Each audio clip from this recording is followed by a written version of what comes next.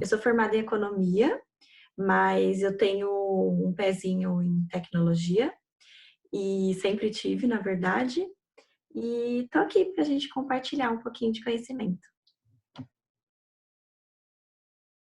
Legal, bem-vinda.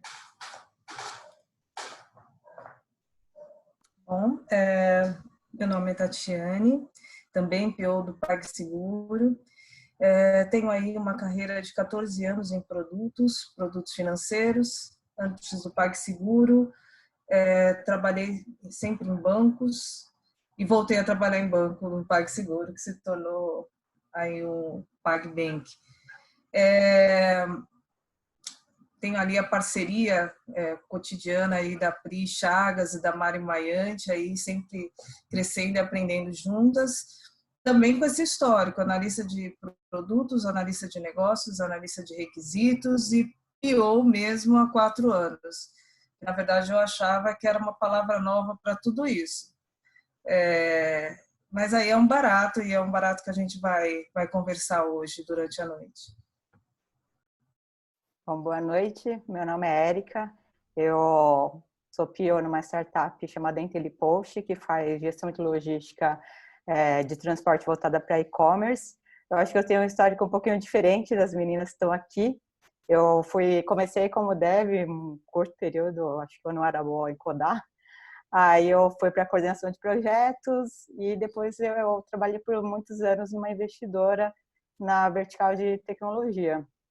E aí, nessa minha carreira de estar assessorando algumas empresas, muitas delas norte-americanas, a entrar no mercado do Brasil, eu comecei a ter vontade de trabalhar diretamente no produto e ter essa satisfação de que o resultado que eu estava atingindo através do desenvolvimento de novas features, novos produtos, fosse também uma coisa que eu pudesse colaborar diretamente. E foi aí que eu fiz uma transição de carreira e quis trabalhar com produto, e aí hoje eu estou com o PO.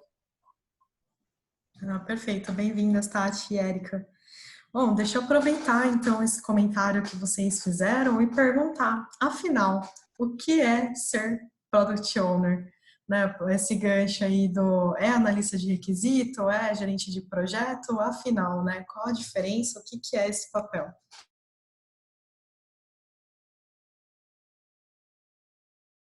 Começa aí, Pri, você é menos tímida que a gente. Vocês vão deixar essa para mim mesmo? É isso?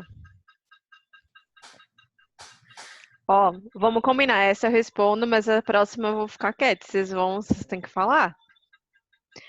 O que é CPO, né? CPO é a gente buscar maximizar o valor do produto, né? Isso é o que está no Scrum Guide. E por que a gente passou a ser PO e não analista de requisitos, né? E aí, fazendo o gancho no que a Nath perguntou. Porque a forma de construir as coisas mudou, né? A gente vem se focando em construir para aprender e não construir para entregar. E os papéis, enxergo hoje, de grande diferença dos papéis de análise de requisitos, gerente de projeto e tudo mais, é que eram papéis focados em entrega, em fazer uma entrega de um software. E o PO, a diferença básica que eu enxergo é que o PO ele está muito mais focado em valor para o negócio. Então, o trabalho do PO ele não termina quando o software está em produção. O trabalho do PO termina quando a métrica está atingida, né? Então, quando ali aquele valor de negócio perseguido está atingido. Então, acho que CPO é buscar valor aí incansavelmente. Show, Pri. E só para avisar, ninguém vai fugir hoje não, porque as 4 podem falar, tá? Vamos lá, quem mais quer compartilhar aí um pouquinho sobre o que é ser PO para você, né? Qual que é a sua definição? Vocês estão me ouvindo? Estamos. Tá bom. Não, era só um teste, porque eu tinha falado antes, eu acho que minha internet deu uma travada. Pode ir lá, Tati. Bom, para mim ser PO é muito recente.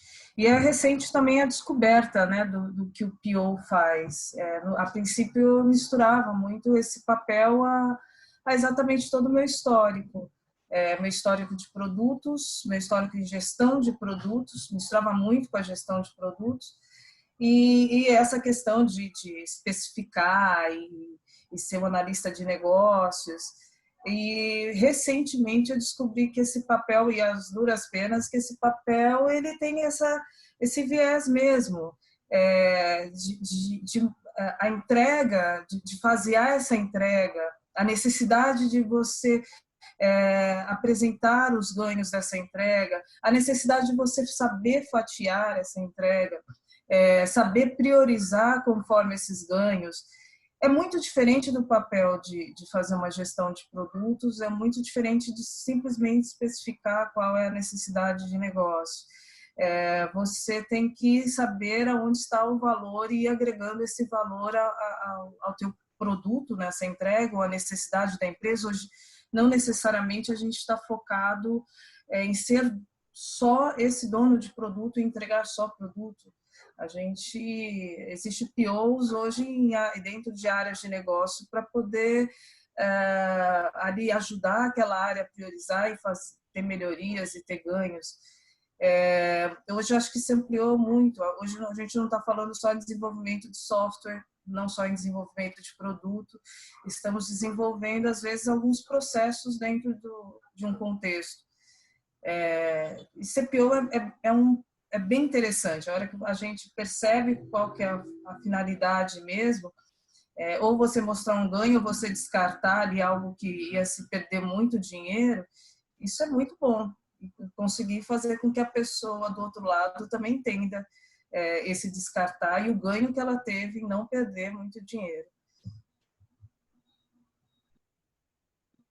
Vou acrescentar aqui que, para mim, ser PO é ser aquele profissional que consegue traduzir a estratégia da empresa de uma forma mais tangível, numa forma de produto. Então, o produto ele só é o meio de você atingir a métrica, né? Como a Pri falou aqui, que é a métrica de sucesso. E ele nunca vai ter fim, a não ser que seja a decisão da empresa estrategicamente, mas ele é uma coisa que a gente precisa estar evoluindo para estar entregando cada vez mais esse valor. E eu acho que é por isso que essa carreira de PO, ela é uma carreira que abraça pessoas com várias experiências, né? Você não necessariamente precisa trilhar por um caminho de desenvolvimento de carreira, ele abraça várias especialidades, vários profissionais com especialidades diferentes, porque às vezes um produto que tem precisa de um conhecimento financeiro, às vezes uma pessoa que teve já uma passagem por uma experiência em algum produto financeiro, ela tem uma vantagem competitiva em relação a outros candidatos, justamente por esse conhecimento especialista. Então, assim, é uma posição muito desafiadora, porque você não está no cargo de liderança, mas ainda assim você lida com a diretoria, você tem que estar por dentro da estratégia da empresa, mas ao mesmo tempo é uma coisa que eu acho que é muito desafiador. Se você é uma pessoa curiosa, que gosta de desafios, é uma profissão muito legal. Gosto pra caramba. Sim, Legal. eu vou pegar a Érica. Eu acho que essas características são uma das mais importantes mesmo para todo PO. E eu acho que o papel do PO e o que é ser o PO, né, no dia a dia, dentro de uma empresa, você conseguir fazer com que as pessoas percorram o caminho para atingir o mesmo valor. Porque a gente sempre fala da entrega de valor, né, em todos os aspectos, tanto para as áreas de negócio e para os clientes que a gente atende, mas fazer todo mundo entender qual que é esse valor em conjunto, eu acho que ter esse papel de PO, né? Ser PO é fazer todo mundo enxergar esse valor ao mesmo tempo, na medida que a gente tem que intercalar ali aspectos da experiência do usuário, aspectos da tecnologia e também do time to market. Então, para mim, eu acho que o Product Owner é quem faz essa coisa acontecer, né? De todo mundo dentro dessa tribo ter a mesma visão do que é valor. Maravilha. Vocês falaram algumas coisas interessantes aqui, né? Vocês falaram bastante sobre valor, demonstrar valor ou provar para as pessoas o que é valor. Como eu faço isso? O que é valor, afinal? E como eu faço para, né, como PO, mostrar para as pessoas essa parte, então, tão importante do meu trabalho?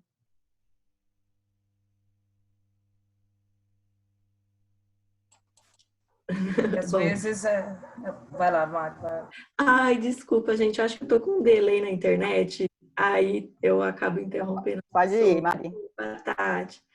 É, eu acho que para identificar valor, as pessoas primeiro precisam saber quem que elas estão atendendo, né? Para quem que elas vão construir alguma coisa, ou que oportunidade que elas vão gerar, ou que problema que elas vão resolver. E a partir daí a gente identifica valor. Para mim, esse é o primeiro passo. Para mim, a entrega de valor é o alinhamento que você tem que ter junto com os seus stakeholders, né? Então, você entender o momento que o seu produto tá, se é um momento inicial, então, provavelmente a sua métrica principal, ela não vai ser uma métrica de receita, vai ser uma métrica de aquisição de usuários. Se for no momento de maturidade, você vai querer trabalhar a métrica de retenção.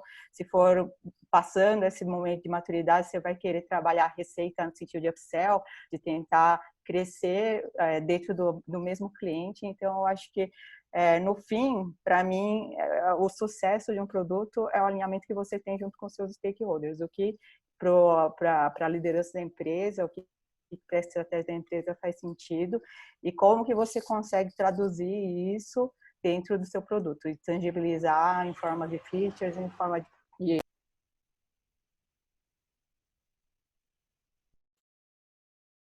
Bom, vocês estão me escutando, gente? Sim. Doutor geral. Bom, eu trabalhei durante muito tempo também, não só com essa visão aí de ganhos, né, de receita. Eu trabalhei um bom tempo com custo de atraso, com risco, né, mitigar algum risco de perdas, né, questões regulatórias. Então, às vezes, a empresa está focada em se resguardar. Às vezes, se a gente está num cenário de crise, a gente tem que ali pivotar, virar para esse cenário e ver o quanto é que a gente consegue diminuir ali para que não acarrete numa perda de dinheiro para a empresa, de uma multa, de uma possibilidade até da empresa fechar. Então, o cenário mais feliz é quando a gente tem ali fácil, quando o valor é dinheiro mesmo financeiro e fica de cara, fica exposto, e aí você consegue até fatiar melhor, fatiar as entregas mostrando os ganhos. Difícil mesmo é você falar, cara, a gente vai ter que parar de produzir um pouco para poder ali ver esse outro valor, né? Conforme, e não necessariamente está também só relacionar aos stakeholders, porque os próprios às vezes veem vantagem em ganhos para a empresa e não só em assegurar. Então, temos essa função também de equilibrar esses dois pontos, né? De equilibrar a necessidade também de lucros e as perdas.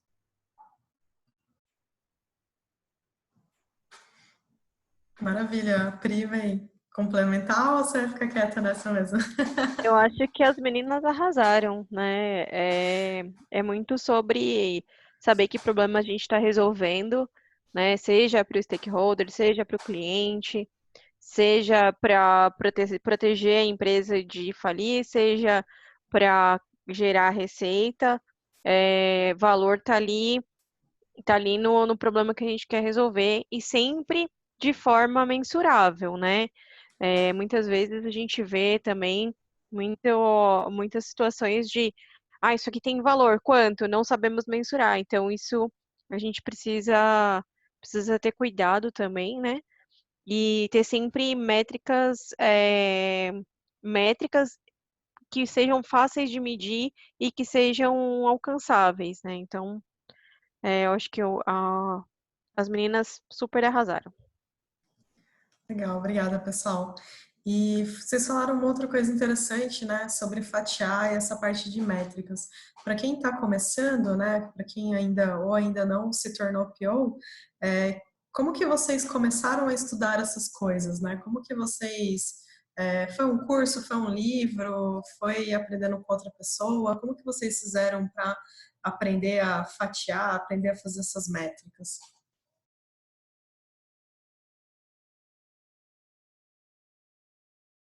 Bom, Olha, eu e a eita, Mari. Tati. Vai lá, Tati, agora é você. Tá bom. Eu tive bastante dificuldade no início. Eu estava muito acostumada a nem conhecer, né, nem saber sobre as entregas, né, entregas de valor e entregas contínuas. Então, eu não fatiava, basicamente. Fatiar veio de uma necessidade mesmo, de exigir um mínimo num curto espaço de tempo, ser necessário essa entrega de valor financeiro até num curto espaço de tempo, mas não seria o cenário ideal. Então, precisou ali poder fatiar o que dava para fazer, minimamente fazer naquele contexto, e ali começar a fatiar. E aí, fatia também, eu vejo N cenários de fatia. Fatia é muito fácil quando você faz, não fácil, né? São universos diferentes. Agora que eu voltei, eu estou mais próxima da questão de produtos e funcionalidades e features, então não é que é fácil, é que era um universo para mim mais familiar.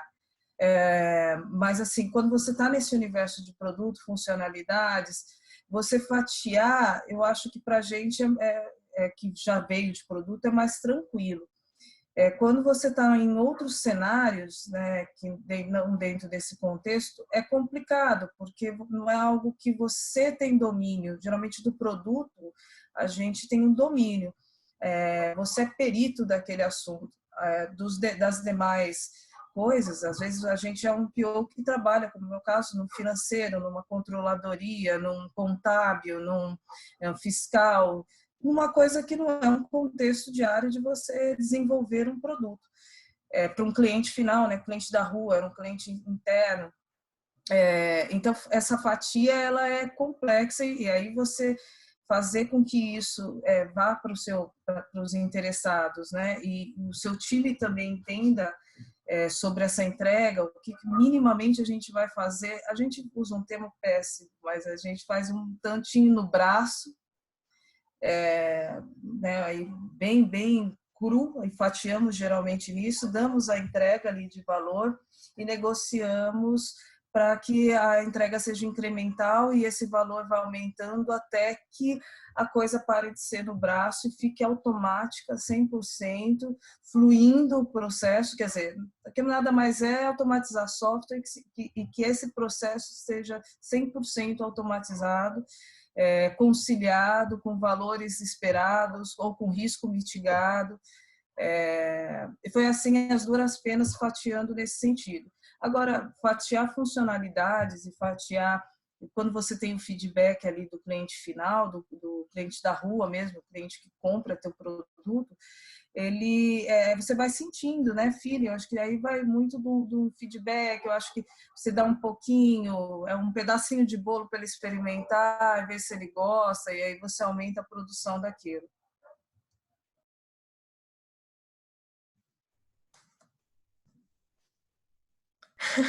Legal, quem quer complementar? Como que vocês começaram aí? Quem vai? Vai eu ou você, Mari? Vai lá, Mari. Tá bom, rapidinho. Eu acho que eu aprendi a fatiar no dia a dia mesmo. Sempre quando a gente começa a estudar agilidade, uma das primeiras coisas que a gente lê e ouve falar é sobre o tal do MVP, sobre a pessoa que precisa de um carro e começa com o skatinho lá e tal, aí vai para patinete, tananã. Mas na prática, no dia a dia, como que isso se traduz, né? Eu acho que a gente começa a fatiar uma entrega quando a gente percebe o que significa o valor da entrega. E quando a gente começa a perceber também que não importa o que a gente faça de pesquisa com o usuário, de teste, de conversa com ele para ver se aquilo atende a necessidade ou gera aquela oportunidade no mercado. Sempre quando a gente lança alguma coisa, a gente vai ter a oportunidade de aprender com isso, de experimentar com isso. E se a gente ficar durante muito tempo fazendo uma coisa idealizada, quando a gente coloca isso no mercado, talvez a necessidade já tenha mudado, né? Esse valor que você esperava alcançar já tenha se alterado completamente, porque a gente vive num mundo muito dinâmico, num mercado muito dinâmico. Então, o fatiamento você acaba vendo que é a saída para as coisas.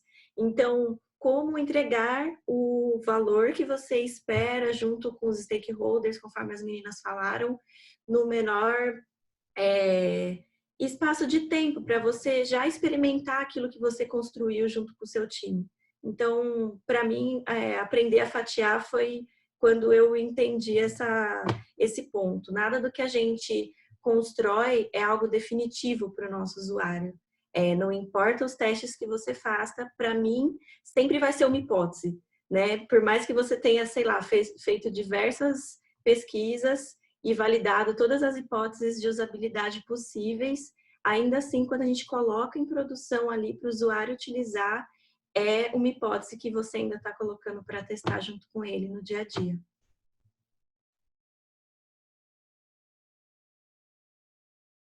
Vou falar então. No meu caso, eu entrei muito pela parte da teoria, porque como eu não estava trabalhando no ambiente de trabalho ágil, eu não tinha contato com o produto diretamente, então eu fui muito pela teoria.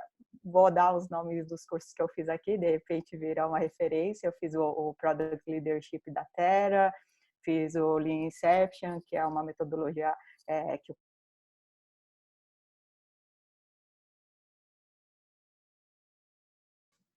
Opa, acho que travou para mim, travou para vocês também? Alô? Vocês estão me Opa, ouvindo? voltou, Alô? Érica. Opa! Então tá, vou repetir só a parte de certificação aí. Então, eu fiz o curso do Terra, Product Leadership, tirei certificação de PSPO, PSM, e fiz vários cursos referentes à agilidade, a como construir produtos usando algumas ferramentas. Mas, assim, como você aprende, de fato, é como a Mariana falou, acho que é no dia a dia, você lidando com aquilo, porque por mais que você estude, a vida real é muito diferente da teoria. E eu acho que uma coisa que eu aprendi nessa minha experiência de fatiar é pedir ajuda para os desenvolvedores, o Scrum Master, pessoal que fazia parte do meu time me ajudou muito. Os próprios desenvolvedores falavam, por que a gente não prioriza essa história? Porque dessa forma a gente já consegue colocar na mão do usuário para que ele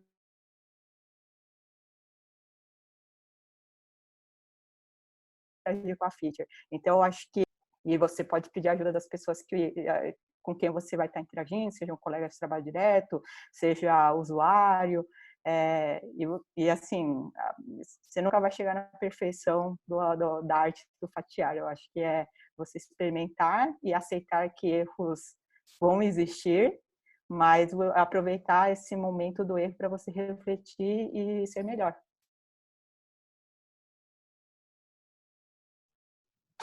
Legal, obrigada, Érica. Bom, pessoal, passando aqui para a próxima pergunta. Posso falar? Você não deixou eu falar? Eu tava aqui ansiosa para Desculpa, falar. Pri. Desculpa. Perdi aqui, me perdi. Foi mal, gente. Pode ir, É que Pri. caiu a Érica várias vezes, né? E a gente ficou aguardando. Eu queria compartilhar, eu acho que as meninas também mandaram super bem, né? De falar de aprender a fatiar na vida. Era o que eu ia dizer, a vida acaba forçando a gente a fatiar, né? A gente tem um desejo grande e tem um prazo pequeno e a gente precisa fazer encaixar de alguma forma, de forma que atenda esse desejo, né? E eu também queria compartilhar algumas referências que me ajudaram bastante, primeiro, para encontrar o valor, né? Como é que eu encontrei o valor? Como é que eu soube que era valor? Eu usei um canvas chamado Product Vision Board, do Roman Pichler, depois posso colocar aqui no chat para o pessoal, que é bem bacana. que é um canvas para a gente se perguntar o que tem dentro do produto. E o que foi para mim mind blowing, assim, para fatiamento, foi User Story Mapping com jornada do Jeff Patton, que você bota a jornada do teu usuário, você mapeia a jornada do teu usuário, e aí você consegue identificar claramente o que é mínimo ali, né? Então, tipo, o que precisa, o que minimamente eu preciso, né? Ah, então como é que eu faço para garantir que aquela jornada tá rolando minimamente? Então, para mim, me ajudou bastante Jeff Patton para colocar as coisas fazer fatias pequenas. Eu trabalhava numa área onde eu realmente não tinha tempo para fazer entregas maiores. Então, assim, eu tinha que entregar o máximo antes possível para que a gente tivesse sensação de entrega, né? Então, jogo, mas pode deixar. Então, essas coisas me ajudaram bastante. São ferramentas visuais que você consegue comunicar os stakeholders, comunicar o time, né? E ter visão ampla daquilo, né? Então, para mim, ficou bem mais fácil, assim. Show, valeu, Pri. Pessoal aqui no chat pedindo para mandar os nomes aí das referências. Vou fazer mais duas perguntinhas e a gente já passa para as perguntas do Slido. Queria perguntar para vocês qual foi. Ops, deu para ouvir aí, meu gato?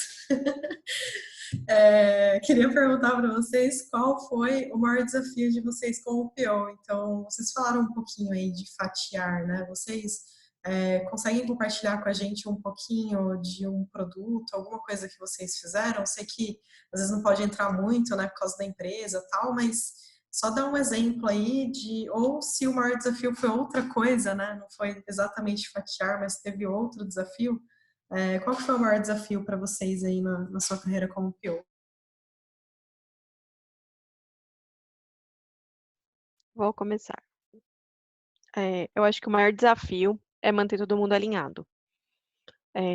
Você lida com muita gente, né? Você lida com quando, como a Erika bem pontuou no início, a gente é líder sem ser líder, e a gente às vezes é líder do próprio chefe, a gente é líder de um time que tem outro chefe, e a gente precisa fazer as coisas acontecerem, e aí tem muita gente dependendo da gente, né? E manter todo mundo alinhado, manter todo mundo com a mesma visão, para mim foi o maior desafio até hoje. Não encontrei nenhuma receita, não encontrei nenhuma literatura que me dissesse, olha, vai por esse caminho que vai dar certo. E eu acho que tem um porquê, né? Porque pessoas são diferentes, cada pessoa age de um jeito, né? E cada pessoa gosta de receber informação de um jeito. Se, tem gente que nem se importa com a informação e você precisa passar a informação, né? Então, acho que para mim o maior desafio aqui é manter a comunicação em ordem. Concordo com a Pri. Comunicação é um desafio. Desculpa, Érica. Concordo muito com a Pri. Comunicação é um dos maiores desafios. Acho que esse é o primeiro. Entender coisas muito fora do contexto. Eu já peguei produtos bem complexos, difíceis, de difícil compreensão, de difícil atuação, produtos que não tem muito como você facilitar ou aprimorar. O contexto dele é assim. Exemplo, produtos, você viabilizar sessões de crédito, fazer leasing, porque leasing é um produto sazonal, a sessão ela pode vir a ser sazonal, falando de produtos financeiros, são complexos. Entender alguns contextos também que está fora de algo que você é do seu cotidiano, da sua rotina. Mas, de fato, acho que ela foi muito certeira. O mais difícil de tudo até agora foi alinhar a comunicação. deixar as pessoas na mesma página. Sempre beira um ali falando não entendi, ou eu não sabia, ou falta você me chamar. Sempre falta uma ponta. E assim, você pode chamar todo mundo na mesma sala e dar o mesmo speech para todo mundo.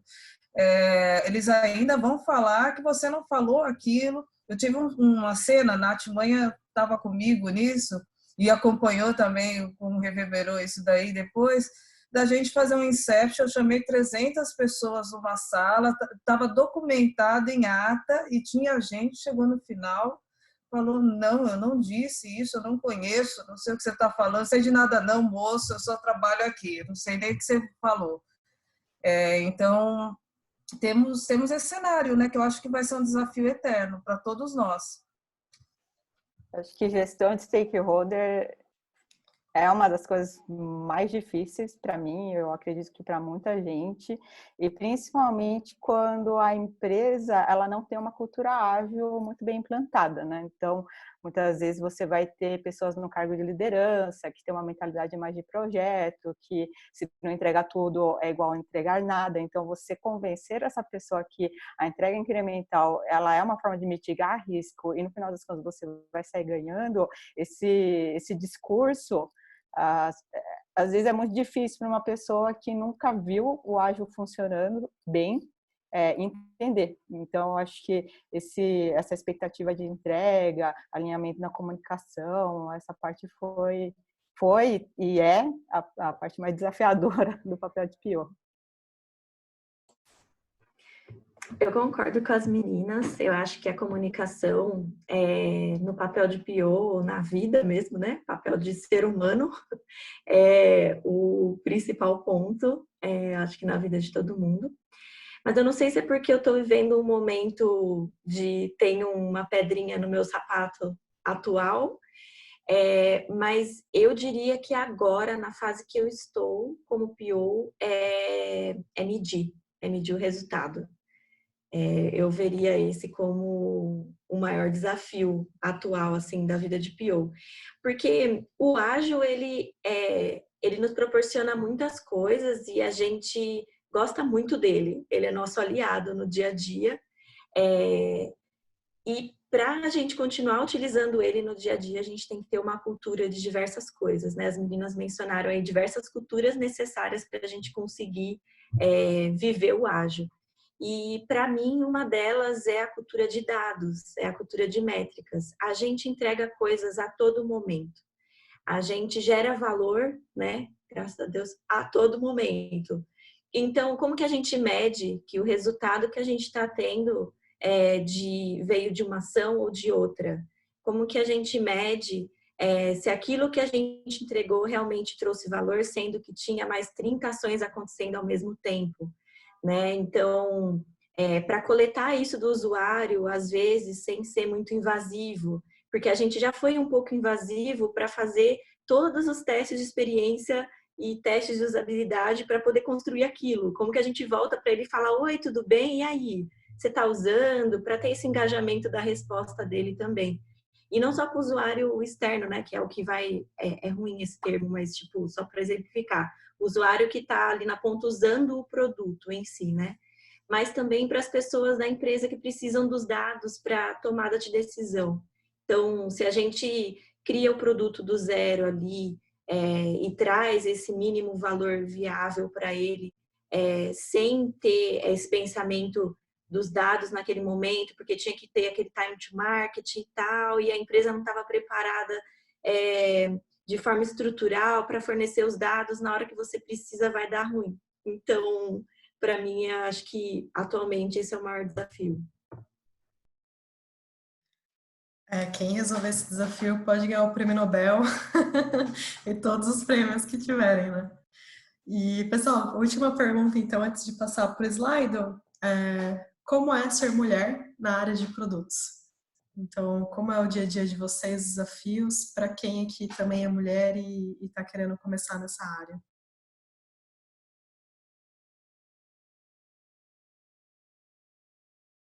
Eita! Olha, eu acho que isso não tem uma resposta certa, não. Mas eu acho que essa força que as mulheres têm na vida, elas precisam ter também dentro do papel de PO, sabe? Toda essa luta diária, ela se reflete dentro das empresas, dentro dos papéis que a gente ocupa.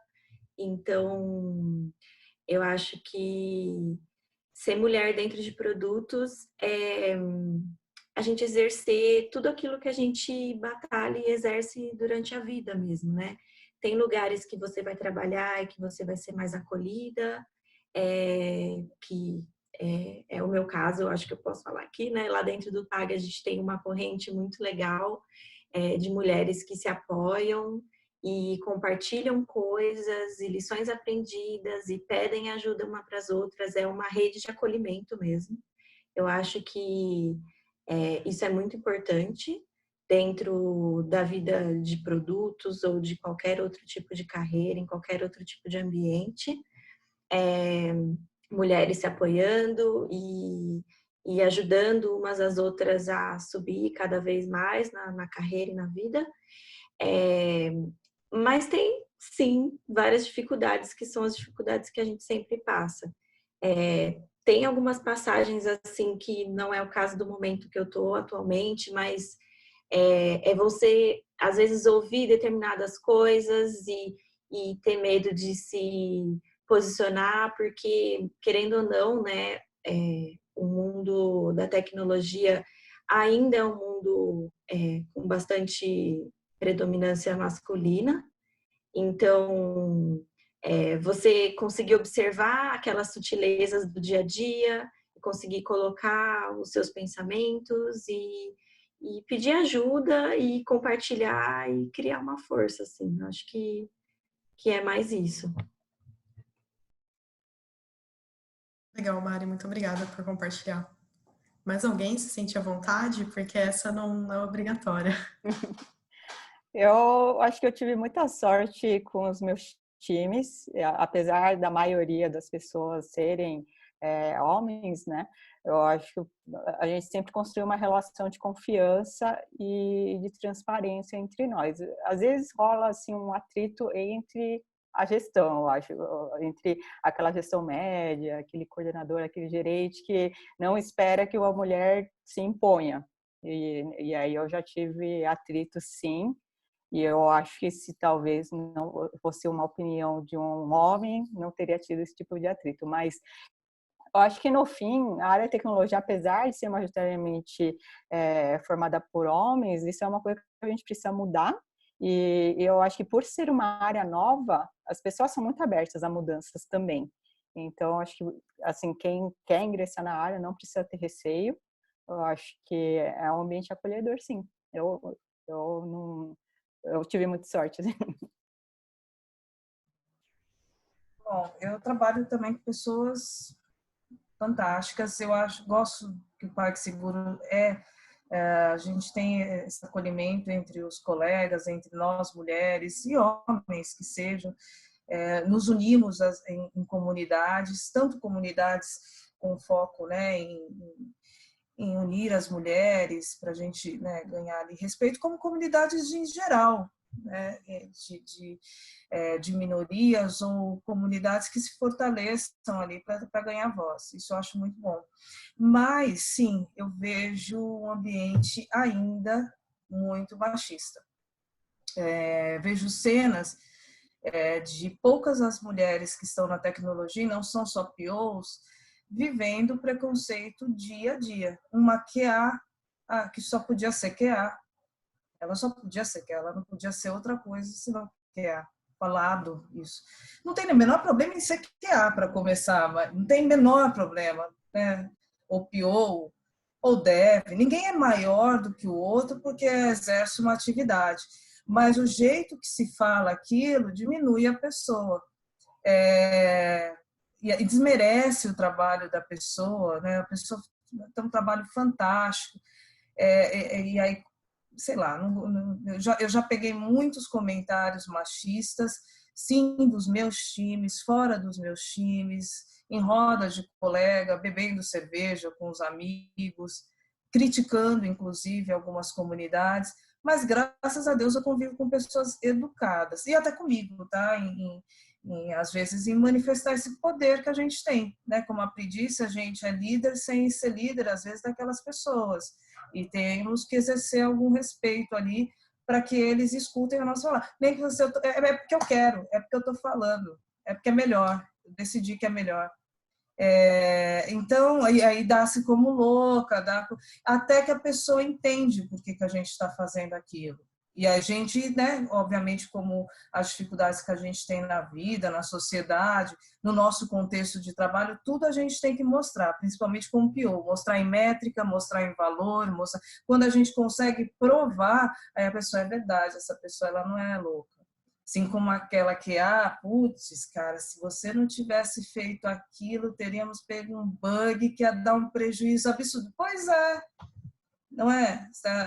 Então, sim, eu acho que a gente convive ainda em um ambiente machista. Não é porque é um ambiente de tecnologia, pode ser no contexto total né, da empresa, da nossa sociedade. Infelizmente, é uma batalha nossa eterna, de nós mulheres eterna.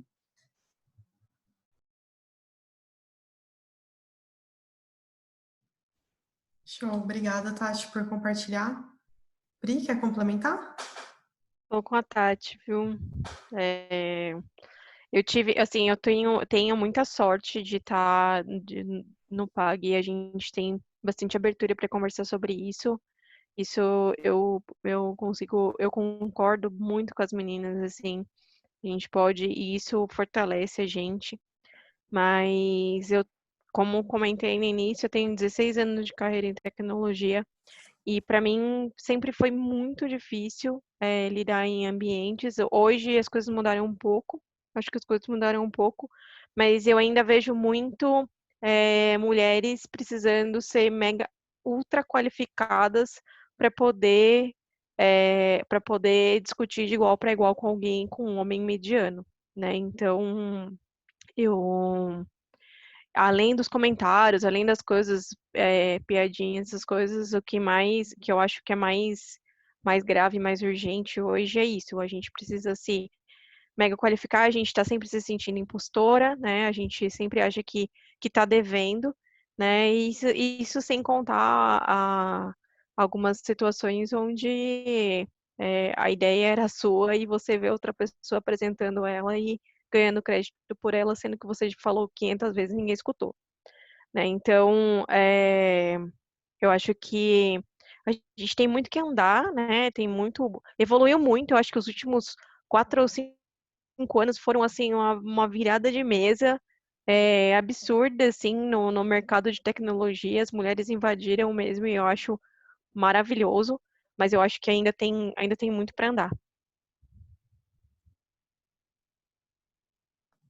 Perfeito, pessoal. Muito obrigada por compartilhar, né? Um tema extremamente delicado, mas acho que é muito importante a gente falar disso e falar disso o tempo todo, né? Até a gente conseguir, quem sabe, ter mais viradas, né? E a gente conseguir finalmente equalizar um pouquinho esse jogo. Vou passar agora para as perguntas do Slido. Michele, você puxa aí? Puxo. Sim. Vamos lá, deixa eu compartilhar minha tela. Aqui, vamos ver as perguntas. Bom, a primeira pergunta é: vocês acham que pode haver o papel de PO e analista no mesmo time? Se sim, qual seria o limite de atuação de cada um? E aí? Seria analista de quê? Analista de negócio, será? Tá anônimo aqui, mas quem escreveu quer se manifestar? É que nomenclaturas, né, às vezes dentro de cada empresa muda, mas eu acho que se for analista de negócio, Analista de provavelmente... negócio, falou aqui no chat. Ah, boa.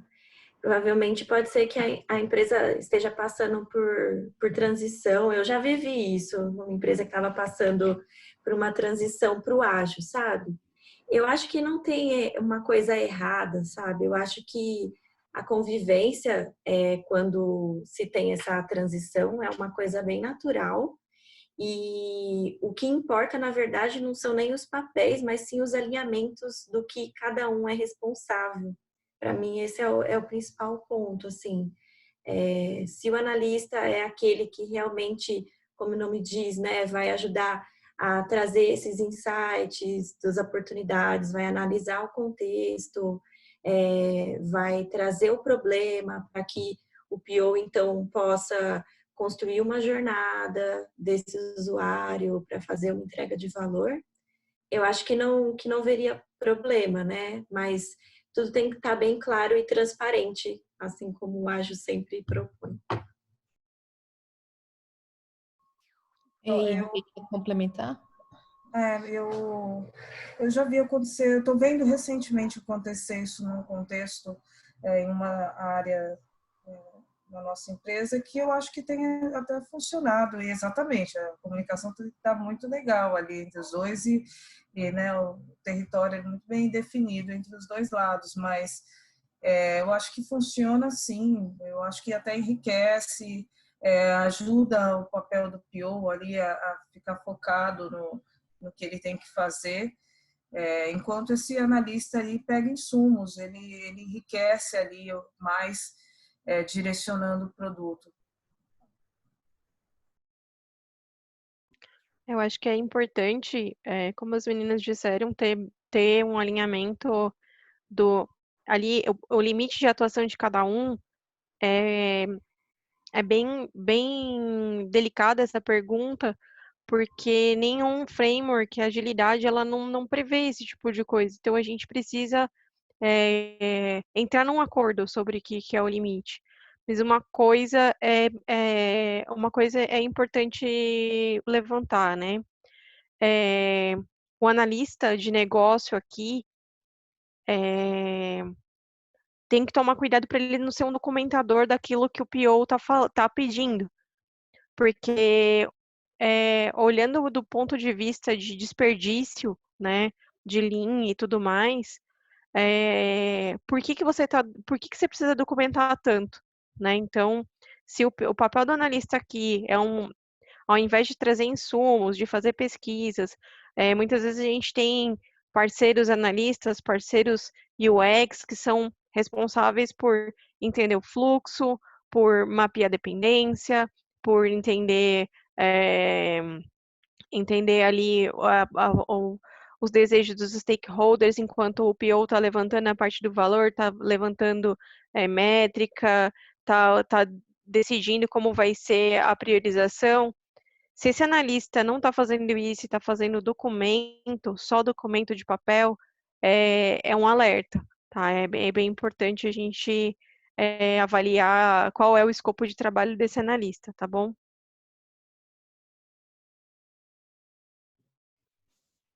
Fechou essa pergunta? Bom, vamos para o próximo.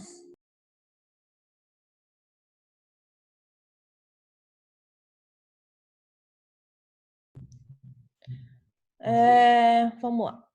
O mercado estava aquecido no início do ano.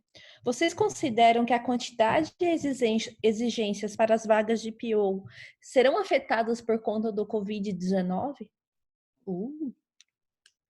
Perguntinha, hein? E aí? Eu vou falar a minha suposição. Eu acredito que sim. Eu acho que principalmente startups que estão planejando crescimento, né? Startups que já validaram o seu produto e elas estavam pensando em expansão, esse planejamento ela já é invalidado pelo cenário atual que a gente vive e com certeza a economia vai ser afetada. Então, o número de vagas vai ter um considerável número de vagas que serão congeladas, né?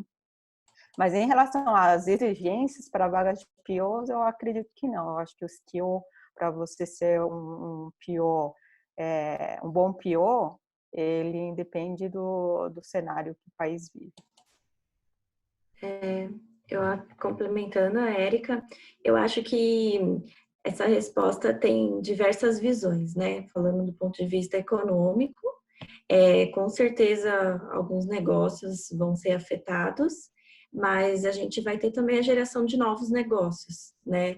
E negócios para justamente suprir todas essas dificuldades que a gente tem hoje no dia a dia por conta da crise, por conta da Covid. E aí, a meu ver, vai depender muito da estrutura da empresa, da estrutura de contratação da empresa, o quão tecnológica ela é, como que é o onboarding desses funcionários, sabe? Porque eu acho que o que está impactando mesmo é a gente não pode ter, né, comunicação e ver as pessoas e tocar as pessoas e tal. Então, se toda a estrutura de contratação da empresa é baseada nisso, não vai ter como não ser impactado. Mas eu sei que tem empresas que, basicamente, o processo de contratação é totalmente online e tal. Então, talvez nesse período as pessoas continuem fazendo entrevistas e vendo ali as aprovações das vagas até no momento que a gente passar dessa crise e vai passar. Aí a pessoa já entra, sabe? Eu acho porque processos de contratação às vezes também é, são meio longos, né? Dependendo da empresa aí. Então, eu acho que depende muito do modelo de atuação da empresa e do produto que ela tem também. Sendo um pouquinho mais otimista também, né, pra gente. Mais alguma resposta para complementar? Ou vamos para a próxima? Silêncio é próximo, então. Quais livros para ajudar no desenvolvimento da carreira de PO vocês indicam? E aí? Eu tenho muitas recomendações, vou começar pelos clássicos, né? Tem o Inspire, do Marty Kagan, que eu acho que é um livro que te ajuda a entender que tipo de PM existe no mercado e qual que é a expectativa em relação a esse profissional. Tem o extracional material de Canvas. Eu gosto do Lean Analytics, que fala de métricas de produtos digitais. Eu acho que ele é aquele livro de cabeceira que quando você fala, nossa, que métrica seria legal para usar nesse produto, nessa feature, é um livro legal para você ter como referência. E saindo um pouco desse mundo de produto, eu gosto também do livro Mindset, que é da Carol Dweck, porque ela fala do mindset de crescimento. Então, que você tendo essa vontade de aprender, você sempre vai estar evoluindo. Eu acho que esse livro é um livro que encoraja pessoas a buscar conhecimento.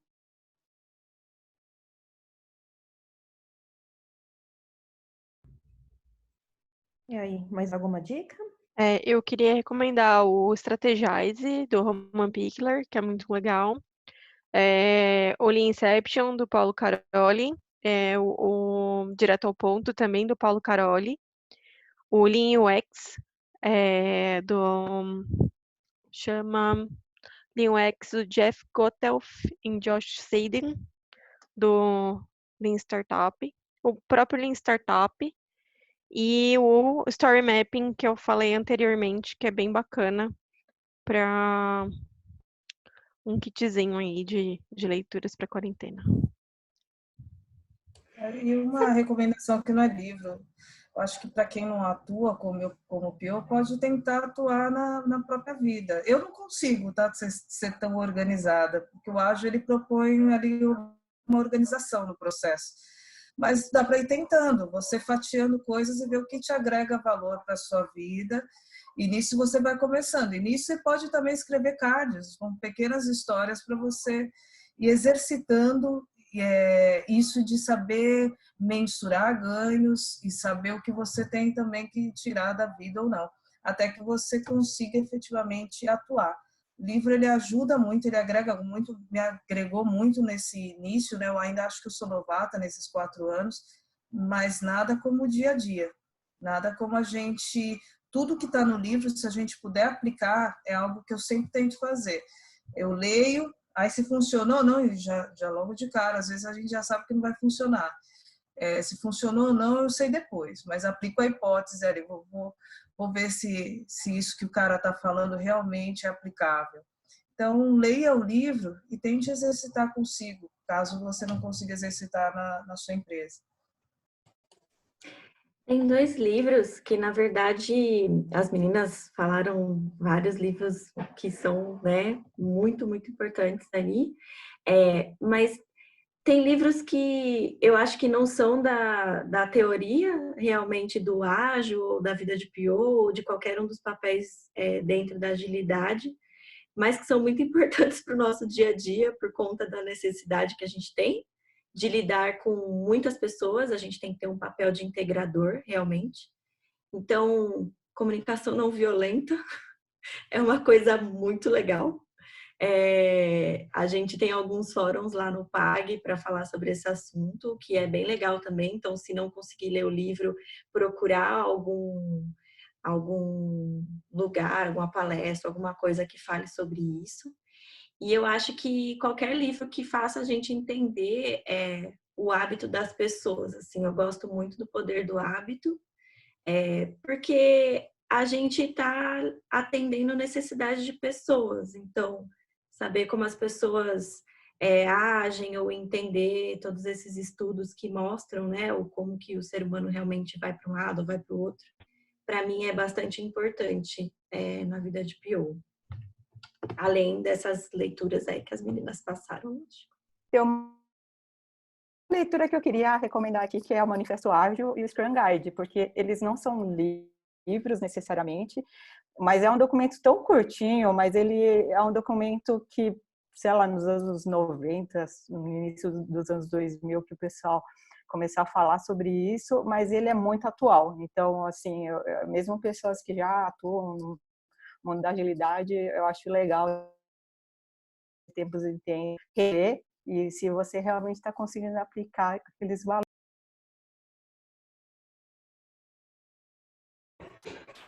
Beleza, vamos para a próxima aqui. Diferenças entre PO e PM e como as empresas vêm empregando o uso desses papéis.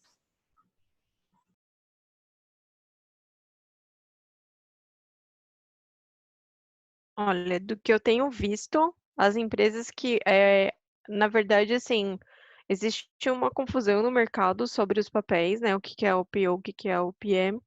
As empresas que têm PM não têm PO e vice-versa, né? Então, assim, porém, o Mart Kagan, ele dá uma diferença, né, no SPARD, que é um dos livros que a Erika aqui indicou, que o PM, ele é o cara que faz, que tá olhando ali toda a gestão de valor. Tudo que a gente falou que é o PO aqui, o Mart Kagan fala que é o PM que faz. E o PO é uma pessoa que é o auxiliar do PM ali na gestão do backlog e no dia a dia do time, tá? Então, assim, aqui no Brasil a gente ainda tem bastante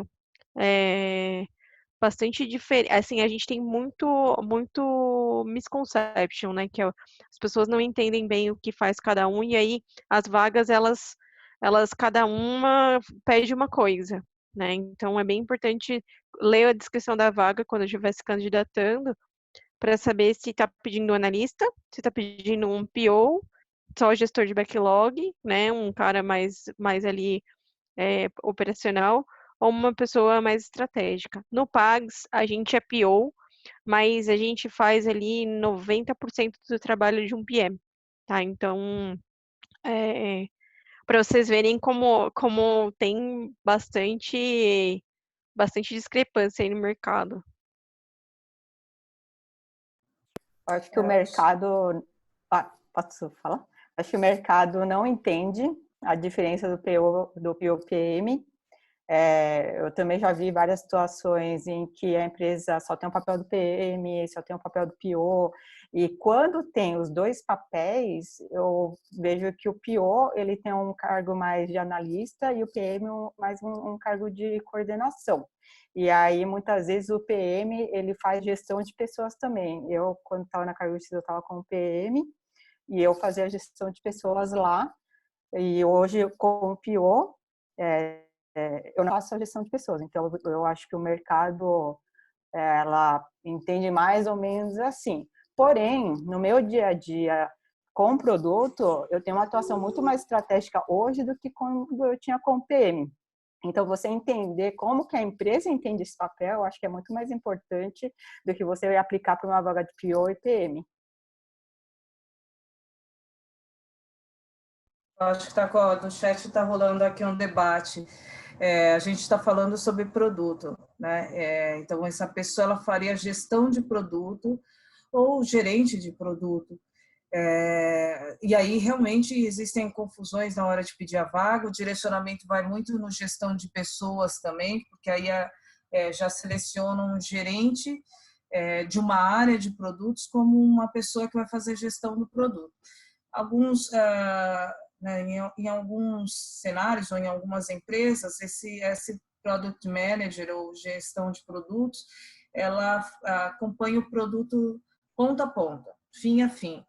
Então, esse produto, desde que ele nasce, todo o ciclo de vida dele, vê carteira, vê lance comercial, vê questões de compliance, vê questões financeiras, tudo que está relacionado àquele produto é feita a gestão dele. E aí, as empresas que podem ter esses dois papéis, o PO ele fica mais focado em cumprir, em agregar funcionalidades, em agregar melhorias em algumas fases desse produto, mas ele não faz a gestão desse produto de ponta a ponta. Ponta a ponta desde o desenvolvimento até gestões comerciais mesmo, onde eu aloco uma loja diferenciada, se são filiais, se eu mato uma filial e deixo em outra, qual é o valor financeiro disso, o que é vaca leiteira, N contextos, né, de uma gestão de produtos. Eu acho que esse assunto é sempre polêmico, mas eu vejo uma necessidade de ficar mais claro na nossa profissão aqui no Brasil, para não ter essas questões de empresas usando simplesmente a nomenclatura, e aí quando a pessoa entra, ela está achando que vai exercer um papel e não é. E às vezes são perfis, tem gente que tem mais perfil para trabalhar mesmo como PO, e tem gente que tem mais perfil para trabalhar como PM. E aí eu acho que deveria se direcionar melhor nesse contexto. Sim, eu concordo com as meninas, eu acho que a descrição daquilo que se faz é mais importante do nome que se dá, sabe? Uma coisa que talvez esteja acontecendo agora na agilidade, que quem é mais antigo aí viu acontecendo nos modelos tradicionais de gestão de projetos, é que era uma bagunça de nome, né? Então, a gente tinha o famoso GP lá, o que o GP faz?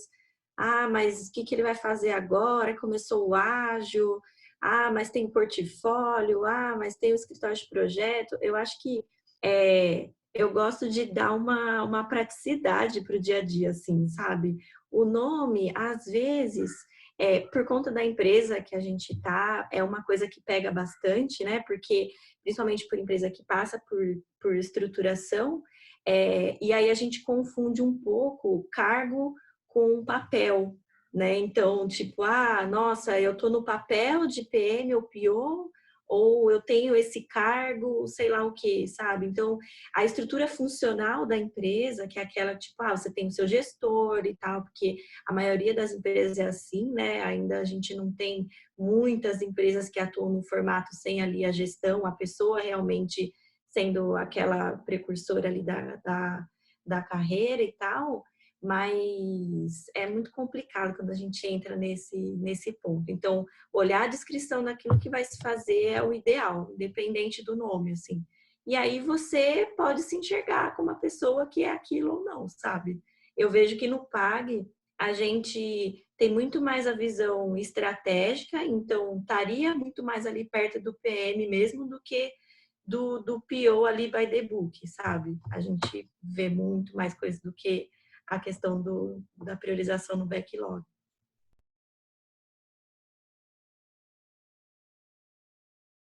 Legal, eu acho que fechou, né? Vamos então para a próxima.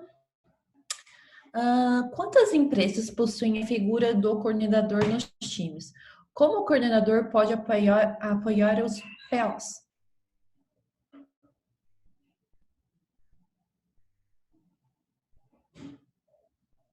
De que tipo de coordenador a gente está falando? Cadê? A Alessandra que escreveu. Alessandra, você quer falar? Oi, Pri! Oi! Dos nossos! Olha ela! Olha ela aqui, ó. Dos nossos! Coordenador de engenharia. Projetos lá de engenharia. É, coordenador de engenharia. Tchau, visita. Eu acho que pode agregar bastante. Nossa possui o coordenador muito ali próximo, né? Quando está próximo e quando a gente também tem essa sorte, mas eu, graças a Deus, tenho tido essa sorte de ter o coordenador do pessoal de engenharia muito próximo a mim. Né, e aí não dificulta o trabalho, eles estão ali para manter o time mesmo em linha. O que acontece também, e aí é complicado no Parque Seguro, esse coordenador ele leva o nome de coordenador de projeto, no mesmo ritmo ali que Product Owner, gestão de projeto, o gerente é gerente de projeto, ele é coordenador de projeto. E ele é um coordenador de pessoas, ele mantém a organização ali, ele olha para as pessoas ali do time e tenta direcionar essas pessoas da melhor forma para a gente poder fazer a entrega. O time tem que ser, né, como fala, independente, o time tem que lidar, trabalhar junto, fazer tomar suas decisões em conjunto, sem a necessidade da gestão atuar diretamente. A gestão ela está ali como um facilitador, ela está ali para organizar naquele contexto, para apoiar. Às vezes tem cenários que a gente tem que virar noites, às vezes cansa, às vezes motiva. O coordenador ele apoia muito, pelo menos no meu contexto, ele apoia muito, direcionando muito bem essas pessoas, né, e organizando esse contexto para que a gente possa.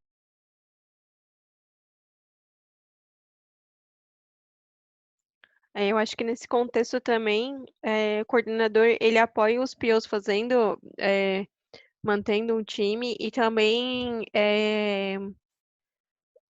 não cobrando, mas incentivando que o time se torne cada dia melhor, né?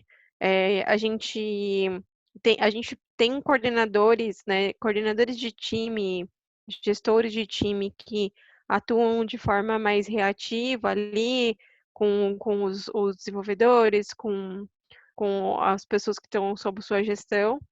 E aí a gente percebe uma mudança significativa quando esse coordenador ele está empenhado em desenvolver as pessoas, né? Então, conforme as pessoas vão se desenvolvendo, elas ganham mais maturidade, o time ganha mais maturidade e o fluxo ali de desenvolvimento de produtos se torna mais maduro, mais fácil e, e de forma acaba trazendo mais valor mais rápido, né? E aí você pode entrar em N situações de desenvolvedor que desenvolve com mais qualidade e menos dívida técnica, desenvolvedor que está preocupado com aspectos arquiteturais de médio prazo, né? Desenvolvedor que está preocupado com métrica de negócio, né? Desenvolvedor, e aí, assim, conforme eles vão se desenvolvendo como desenvolvedores, eles começam a questionar mais o trabalho do PO e fazer com que esse trabalho seja melhor, né? Então, o coordenador, bons coordenadores são fundamentais para o sucesso de toda a organização, não só dos POs, né? Eu acho que o caminho é esse daí.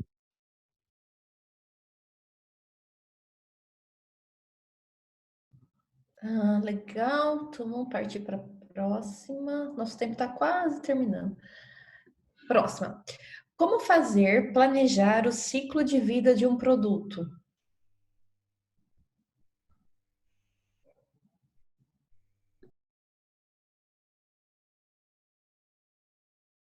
Essa pergunta é difícil, hein? Não tem fórmula mágica, não.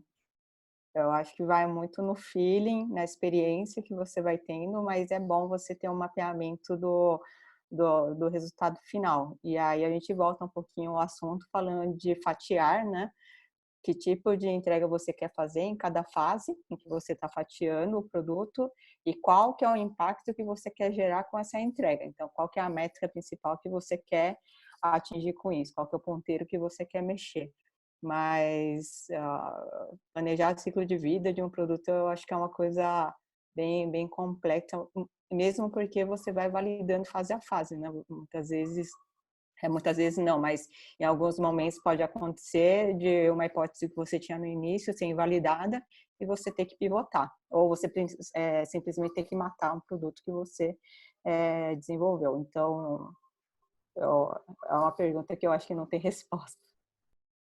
Não, eu até citei um pouquinho antes, falando da matriz BCG, se eu não me engano, né, que aí é o universo, direcionando um pouquinho para o marketing, né, o que a gente acompanhar ali desde o nascimento dele, quando ele é mais rentável, o comportamento dele. A gente está falando de um cenário que são entregas incrementais, muito bem dito pela Érica, né? A gente coloca ali um produto mas isso acho que pode ocorrer nos dois contextos, tá? Até não ágil.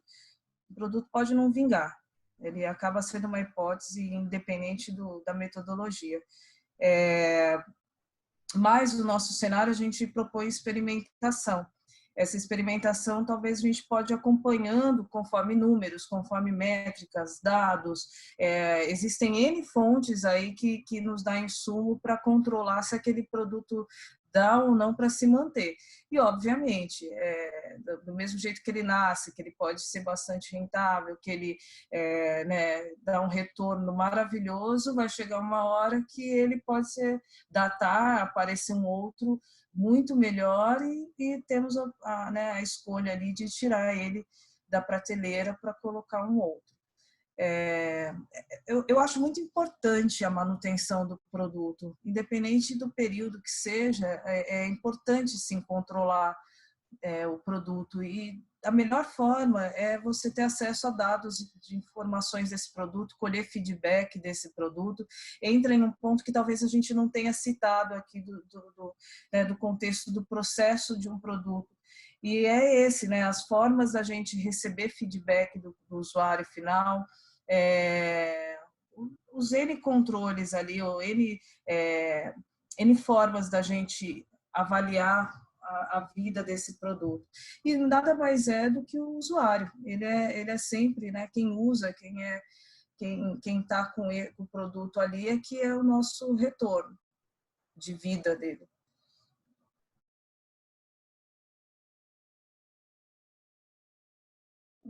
Mais alguém quer complementar? Então, vamos para a próxima.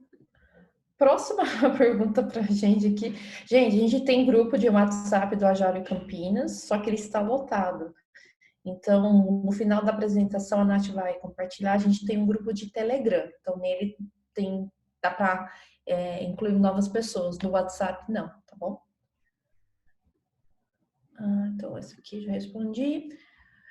Roadmap. Como criar, como estimar as entregas do produto?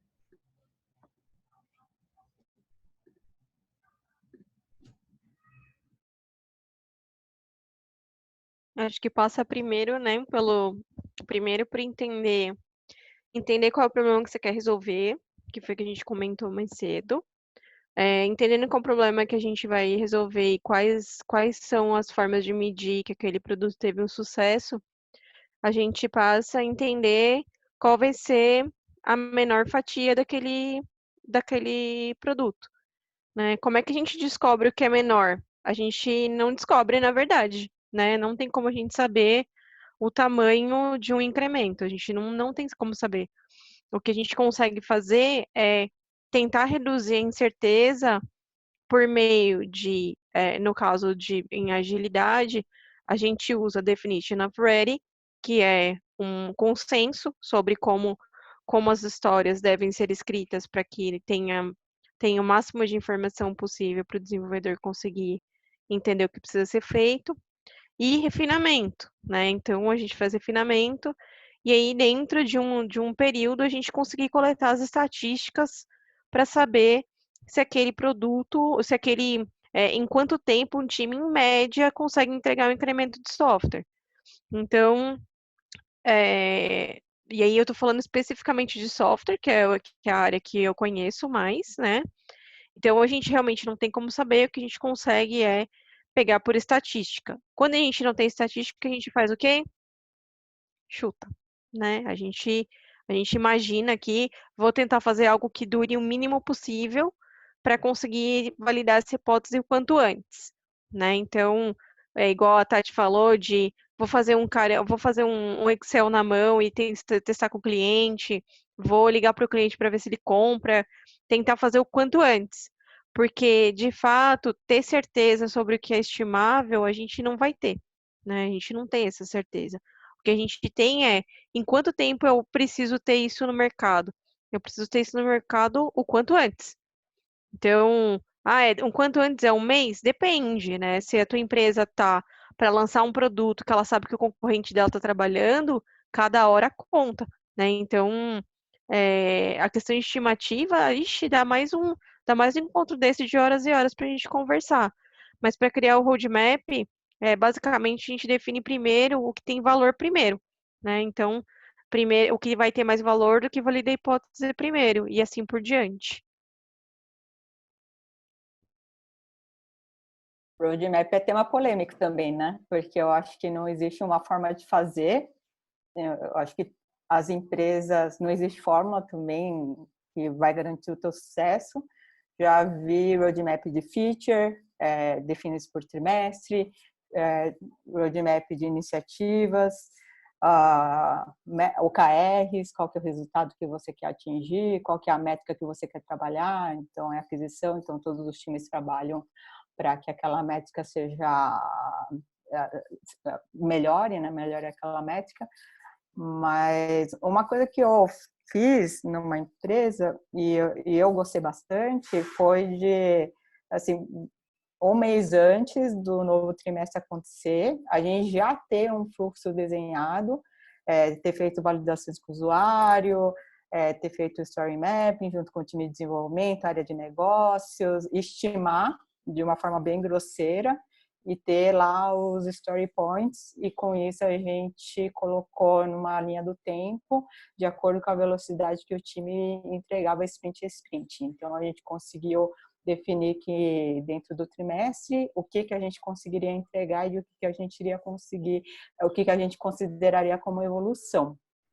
Vou te falar que não sei se foi a melhor forma de se fazer, mas foi uma forma que eu achei que ficou visível para os stakeholders, porque no final das contas, assim, a gente sabe que prazos nunca vai ser naquele prazo que a gente estimou, mas a diretoria, investidor, eles vão pedir um prazo, eles vão perguntar pelas entregas. Então, eu acho que foi uma forma legal de alinhamento.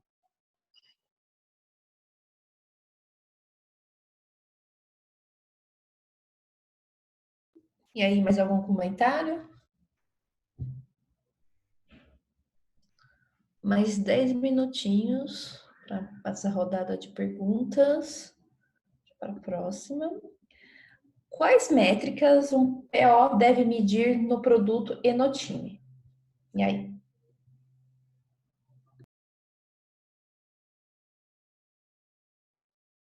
Acho que métrica de produto, primeiro você tem que conhecer o negócio da empresa que você está trabalhando. O que faz sentido para o negócio da empresa? Porque se você está trabalhando num produto que é B2C, ele vai ser diferente de um produto B2B, por exemplo. O ciclo de venda, o ciclo de uso do produto, tudo vai ser diferente. Então, a gente fala muito do North Star, né, que é a principal métrica do seu produto, é identificar qual que é a principal métrica daquele produto que você está trabalhando. A métrica do time, eu acho que não é papel do PO fazer essa medição, porque, assim, existem empresas em que o PO faz gestão do time, mas, na minha opinião, uma pessoa de produto, o papel dela é fazer a gestão do produto, do backlog do produto, e não do time. O time, muitas vezes, quem faz é o agilista que vai estar ajudando aí o time a performar melhor. Eu não sei se, de repente, no contexto aí que foi colocado, se a ideia era falar sobre qual é o tempo de desenvolvimento de um produto. Então, muitas vezes você pode usar o histórico do time, né, de desenvolvimento ou o histórico do projeto ali, medindo o lead time, o cycle time. E aí, para você poder colocar ali uma previsibilidade em relação à entrega do produto, mas fora isso, são métricas totalmente diferentes. Uma métrica é do seu produto, de como ele se comporta, e a outra é da evolução do desenvolvimento. E aí, esse que como a Erika disse, cabe ao dono do processo, que é o AM, ou quem está ali fazendo a gestão junto ao time.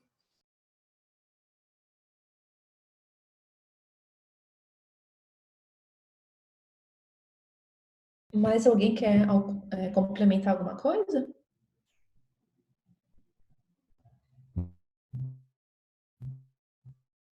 Então, acho que dá tempo para mais 2 perguntas. Vamos ver aqui. Devemos entregar valor em cada entrega de sprint? Como fatiar se o valor determinado com o stakeholder não é entregável em uma sprint de 2 semanas?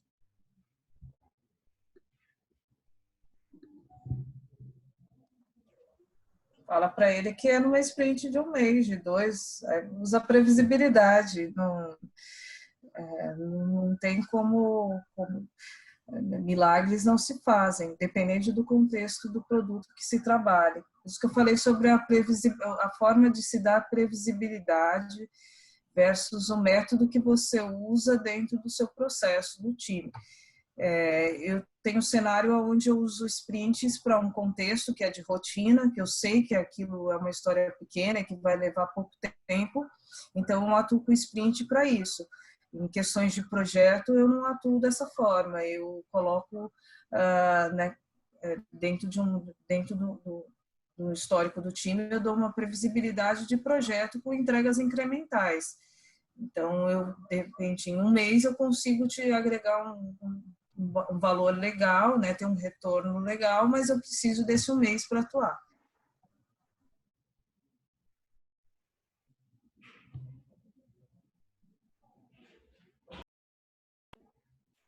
E aí, alguém quer complementar ou...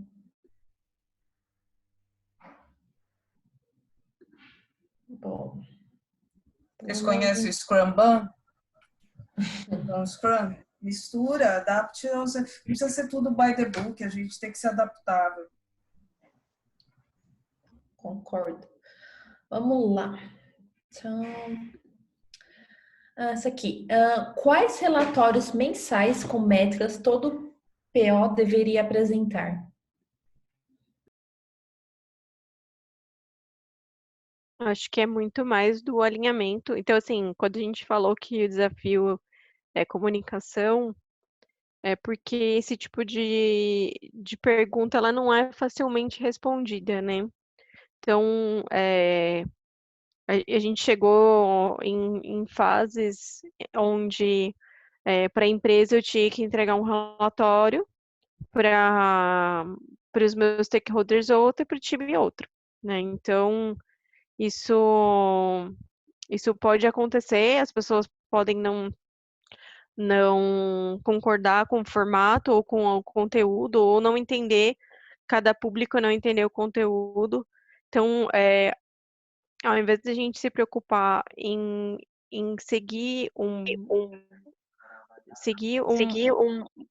uma prescrição do que o que a gente deveria entregar como relatório, é saber se o nosso discurso tá sendo adequado ao público que a gente está tentando falar, né? Então,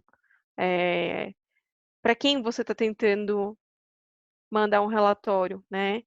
E que métricas essa pessoa está esperando. Então, a gente pode falar aqui que tem um relatório X e não atender a pessoa que você está procurando, né? Então, é muito importante ter um alinhamento antes para saber o que essa pessoa está esperando para poder mandar esse relatório. Se ela quer receber um relatório, às vezes ela quer receber pessoalmente, às vezes ela quer que você ligue, às vezes ela quer às vezes ela quer uma festa, né? Tem gente de todo tipo. Tem gente que prefere um almoço, né? Então, é bem importante a gente saber qual é o público, né? E que tipo de discurso esse público está esperando. Uma outra coisa que é bem importante é você entender para quê que a pessoa está pedindo esse relatório. Porque se for um produto que é um ciclo de vida curto, um relatório mensal já vai ser muito tarde para a pessoa atuar naquela informação. Então, será que realmente faz sentido ter esse esforço de fazer um relatório mensal? Talvez um dashboard, montar um dashboard é muito mais prático do que você montar um relatório mensal em PowerPoint e tudo mais. Então, eu acho que a gente precisa entender a motivação por trás e para que aquilo vai ser usado.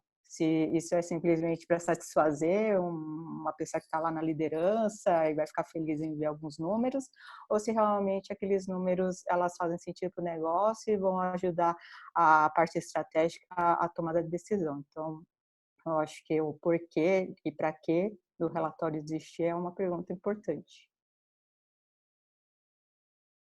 Vocês me ouvem?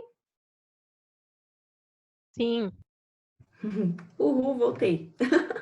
É, eu acho que uma prática legal dessa visão de relatório, né? Aí as meninas falaram, né? A periodicidade é uma coisa a ser decidida, a forma como você vai enviar também, mas quando você está criando aquela iniciativa, está definindo o valor, não deixe as métricas que vão ser necessárias para depois, sabe? Não sei se, né, na forma como a gente trabalha ali, a gente cria épicos, a gente cria histórias. Ali dentro já tem que estar o tipo de informação que as áreas que estão participando daquela iniciativa, ou que você mesmo, como PO, precisa para fomentar as áreas internas, para apresentar se aquilo está trazendo um valor ou não. Então, o principal, sendo um relatório, sendo um almoço, dados no geral, nunca se separem deles. Tipo, andem sempre juntinhos. Surgiu a necessidade, já pensa, como eu vou medir isso? E aí, gerar relatórios vai ser uma coisa bem natural.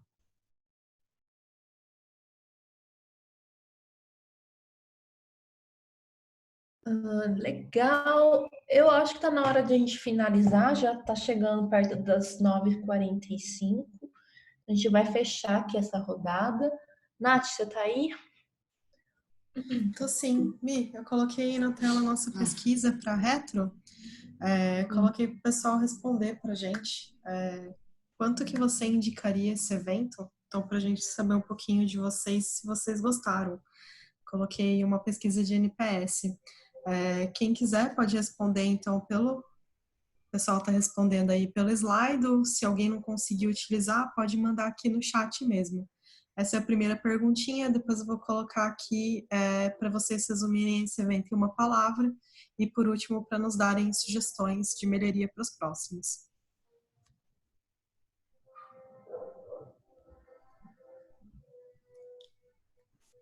Legal, vamos vendo o pessoal respondendo.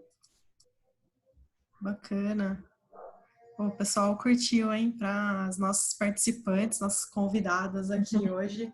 Parabéns, pessoal. Tá colocando aqui, todo mundo colocando 10. Maravilha. Vou passar aqui para a próxima questão. Vou pausar este daqui. E na próxima questão, vou pedir para vocês resumirem esse evento em uma palavra.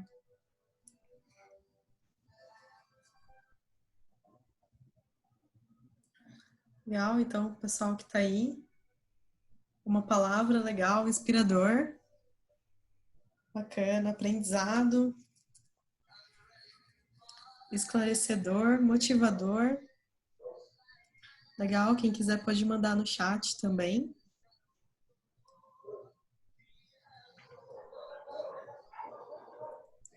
Legal, super uma. E aí, as convidadas, o que acharam aqui? Em uma palavra, como que vocês resumiriam esse evento? Integrador. Energizador. Acolhedor. Nossa, essa palavra é boa, acolhedor. Legal, pessoal. Trocas, norteador, aprendizado, bacana. Obrigada, pessoal, pelo feedback. Tivemos bastante respostas. Passando para o próximo. E a última, né? Sugestões de melhoria. Então, eu queria que vocês colocassem aí pra gente. Se tiverem alguma sugestão, podem colocar aqui e podem colocar também no chat.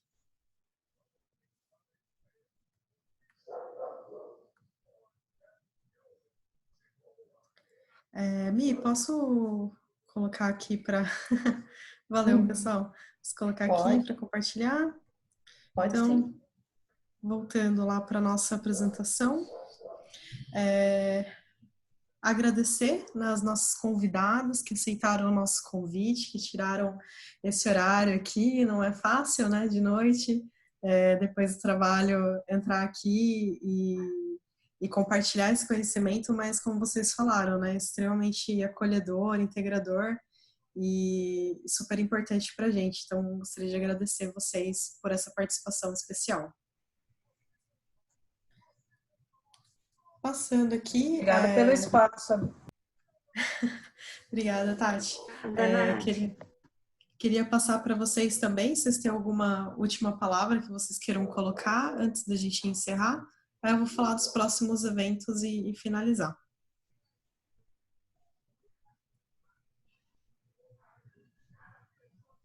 Queria agradecer o convite, Nath, agradecer também a participação de todo mundo, né, que perguntou, que quis entender, pediu referência e tudo mais.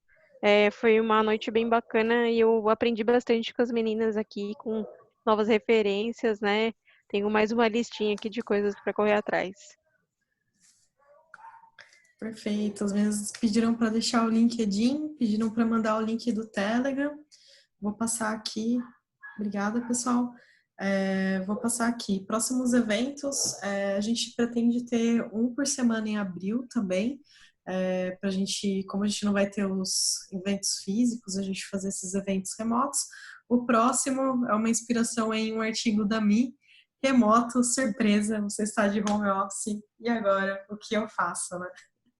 Então, fica o convite para todo mundo que participou hoje, participar também desse evento e ajudar a gente. Vai ser no formato de link-off, mais aberto também, para as pessoas colocarem aí as perguntas. E a gente tentar se ajudar aqui a como responder isso da melhor forma. Se tiver alguém aqui que é mãe, que está tendo que, né, tá ficando em casa com os filhos aí, quiser vir para a gente discutir, a gente vai fazer esse no dia 6 e deve ter mais algum esse mês ainda com esse evento. Beleza? A gente está planejando algum sobre o UX também. A gente está só confirmando quem vai ser o convidado para a gente poder disponibilizar para vocês. Se vocês tiverem sugestões de temas, também fiquem à vontade em mandar para a gente. Como eu falei, se alguém quiser vir aqui para compartilhar conhecimento, não precisa ser um especialista. Se você tem alguma história, alguma coisa para compartilhar, pode trazer para a gente. Aqui o jabá dos nossos produtos. A gente normalmente tem venda de caneca, tem venda de camiseta, outros produtos nos nossos eventos. Durante esse período, infelizmente, a gente não está conseguindo fazer essa venda. Fica aí o livro de equipes virtuais ágeis que eu lancei em janeiro. Para quem tiver interesse no tema, está gratuito pela Amazon, no Kindle Unlimited, e tem desconto também de 15% na versão física. E para pessoas do PagSeguro, tá a preço de custo, entre em contato. E aqui, como nos encontrar, para quem pediu, né, os contatos, a gente tem o LinkedIn da Agile Campinas, estamos também no Twitter, no Instagram, temos o nosso canal no YouTube, e aqui a gente tem, o Facebook, para falar que a gente está em todo lugar, né? A gente tem o agilidade.org, então a gente está no Slack também. E aí aqui o WhatsApp que a Mi falou, né? Infelizmente está lotado, mas o Telegram está aqui. Mi, você consegue mandar no chat pro pessoal? E o nosso Meetup. Eu mandei. Opa! Legal, Já valeu, fala? Mi. Então, pessoal, por hoje é isso. Agradecer novamente a participação de vocês. Espero que tenham aproveitado. Muito obrigada pelo feedback e uma excelente noite para todos nós. Tchau, boa noite. Obrigada, boa Obrigada. noite, galera. Boa Falou. noite. Tchau, tchau. Obrigada, gente. Tchau, tchau. Tchau, tchau.